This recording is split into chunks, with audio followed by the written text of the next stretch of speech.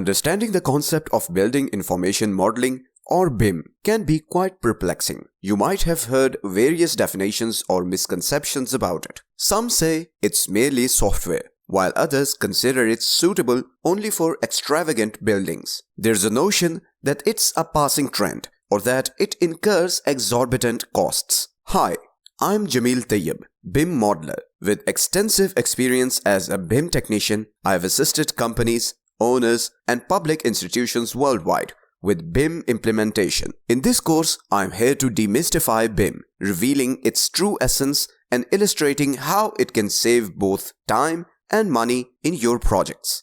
BIM isn't just a trend, it's becoming a necessity in many countries. This knowledge will prepare you to be an integral part of the near future in the building industry. By the end of this course, I predict your perspective will shift. You'll find yourself thinking, it makes so much sense. We need to utilize BIM in our next project. Of course, whether you are an architect, an owner, an engineer, or a contractor, your approach to BIM will vary. But the overarching goal remains the same: collaboration. The implementation and utilization of BIM may differ, but the ultimate objective is unified, enhanced collaboration.